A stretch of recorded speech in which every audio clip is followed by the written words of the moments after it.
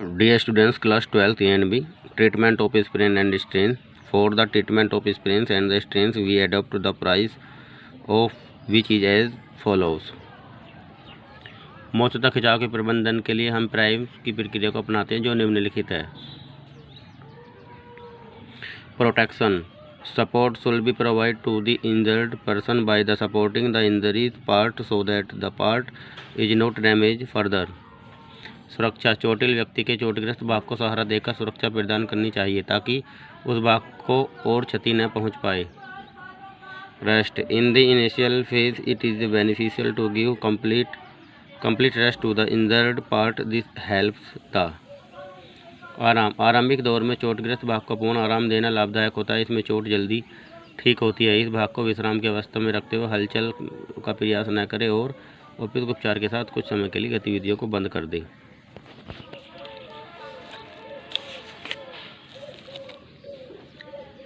P for protection, R for rest, I for ice, C for compression, E for elevation.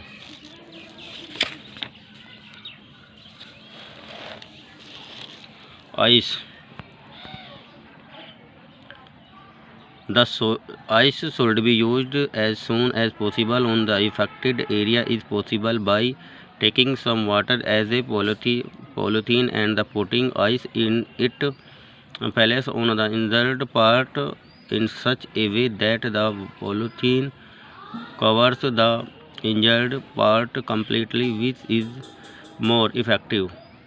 This process slows blood flow, reduces swelling in this damaged part, and case that part of relax, their ice bag should be placed on the damaged part according to the tolerance of the person. This process should be followed at intervals of 2-3 hours throughout the day. If the skin starts to appear red during this process, the ice should be removed immediately. Ice should not be used for more than 20 minutes at a time. This treatment shortens the rehabilitation time and the injury heals quickly. Gold treatment should not be given after 72 hours.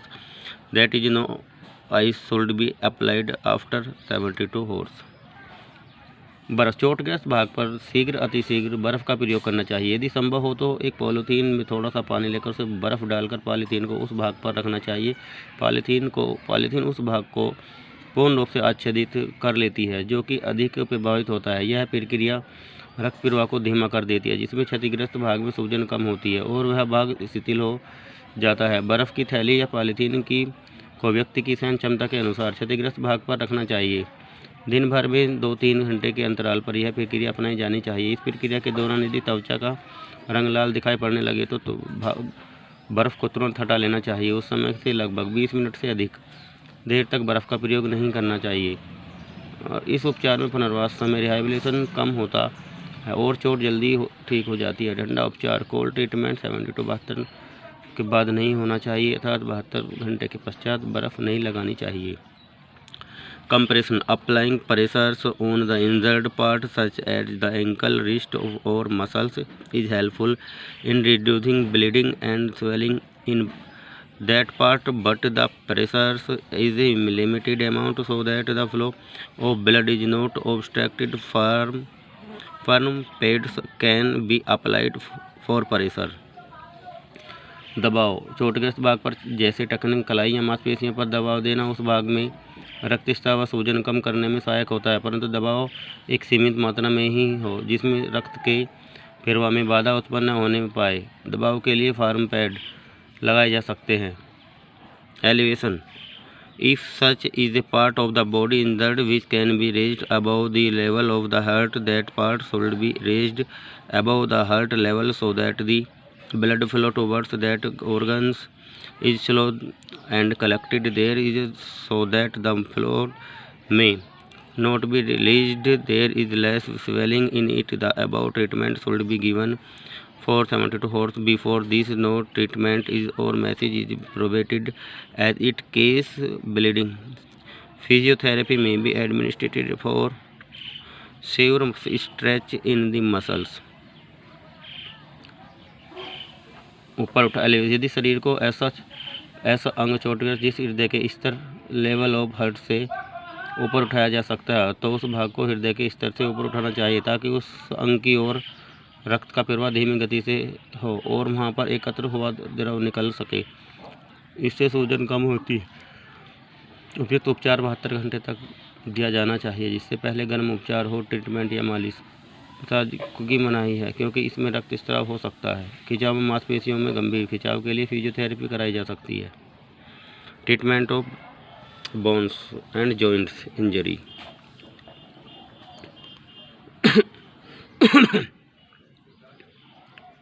अस्थि में जोड़ों की चोटों का प्रबंधन निम्न प्रकार से किया जा सकता है। बोन फ्रैक्चर, अस्थि भंग। The term fracture is used breaking for cracking bones.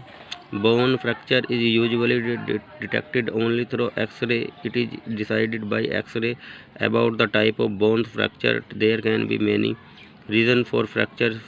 Fractures are of the following type and are treated as follows.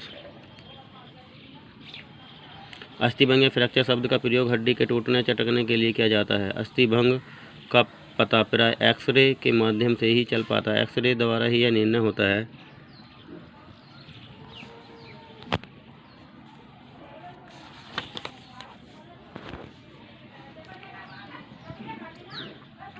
यानी अस्थिभंग किस प्रकार का है। अस्थिभंग के अनेक कारण हो सकते हैं। अस्थिभंग निम्नलिखित प्रकार के होते हैं और उनका प्रबंधन किया जाता है। Straight fracture.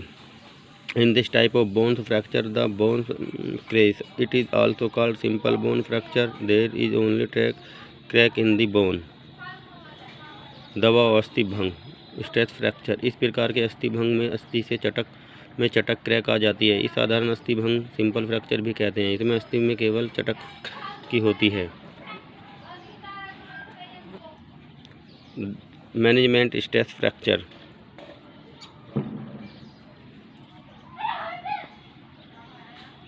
Treatment of stress fracture. The affected part should be stabilised with splints.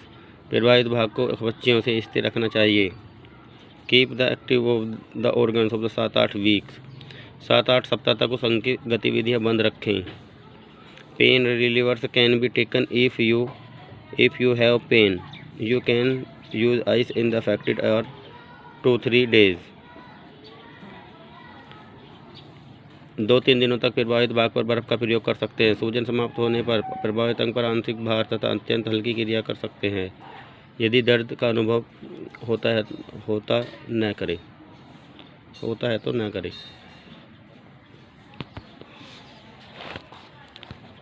Green stick fracture.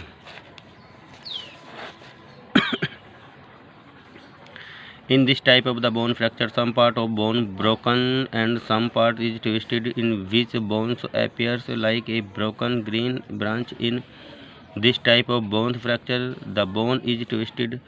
Some part is also broken but is not completely broken. Often this type of the bone fracture occurs in the hand or leg. This usually happens in children because the bones of children are soft and elastic.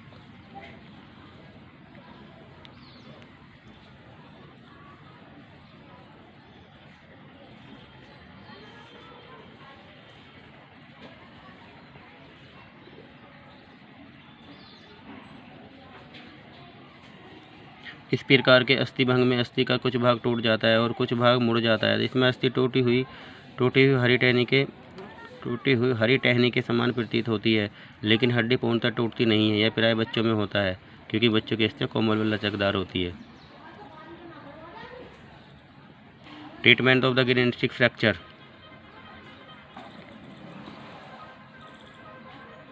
Keep the affected limb stable. After stabilization, the bone returns to its natural state after some time. इस प्रकार की अस्थि भंग प्राय हाथ या टांग में होते हैं।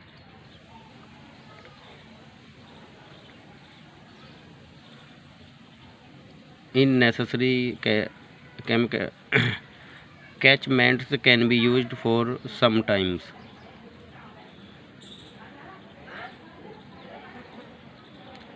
यदि आवश्यकता है तो कुछ समय के लिए खपच्चियों का प्रयोग किया जा सकता है।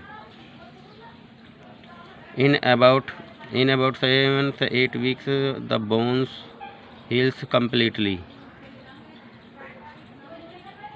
लगभग 7-8 सप्ताह में पूर्णतः ठीक हो जाते हैं। आराम दर्द में होकर निवारक होता है। Thank you student.